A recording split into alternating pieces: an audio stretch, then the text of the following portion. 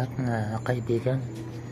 Yan, i-share ko lang po sa inyo yung ating pag-abuno ng tanim na gulay, may sili. Dito po marami na napitas dito sa mga talong. Medyo mulugot na po din, hindi ako nakapag-abuno ng mga nakaraan dahil sobrang ulan. Ay, medyo naka-timing po tayo ng magandang panahon. Ayan, marami na rin po napitas dyan. Siguro dyan sa 2 puno na yan, baka may kulang na 2 kilo siguro. May 2 kilo na rin yung napitas dyan sa 2 puno na yan. Tapos itong sili nung nakaraan yan, ito po kasi nung nakaraan ay wala siyang bulaklak, kaya napilitan tayo maglagay ng abono. Ngayon napakarami na po ng bulaklak. Ayan.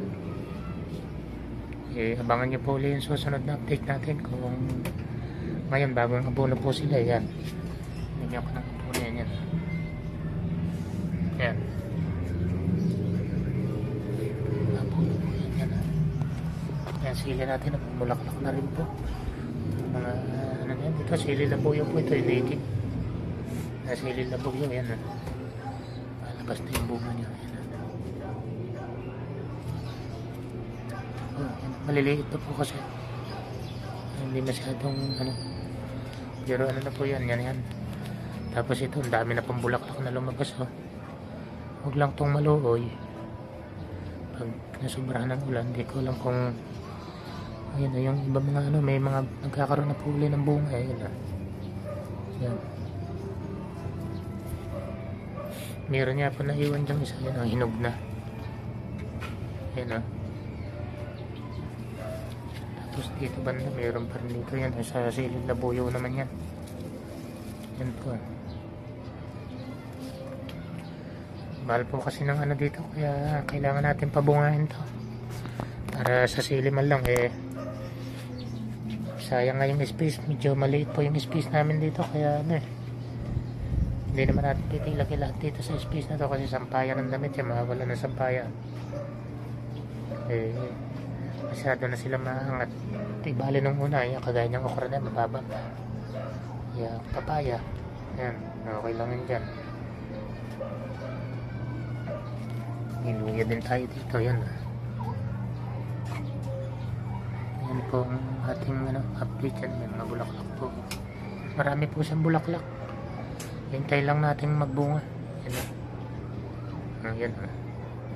Puro ano po yan, bulaklak na po lahat yan. Dami. Naglabasan siya talagang dami. Sana pag kahit tumulan, huwag siyang maapektuhan ng ulan. Dami pa naman pong labas na bulaklak. Bigyan ko po ulit kayo ng update sa susunod kung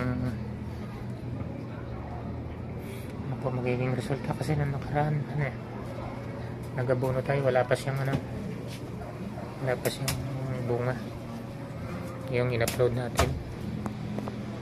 Ito po yung karugtong, at sa susunod ulit bibigyan ko po ulit kayo ng update. Ito po ay pangalawa. Yung nagpuno tayo ng una, puro talbos lang. Ngayon bulaklak naman.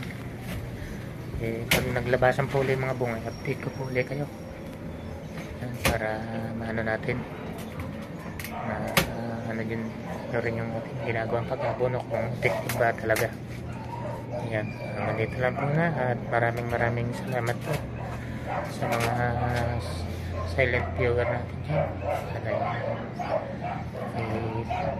Subscribe na rin, pakilike and share na rin po para ma-update po kayo sa mga susunod pa nating video.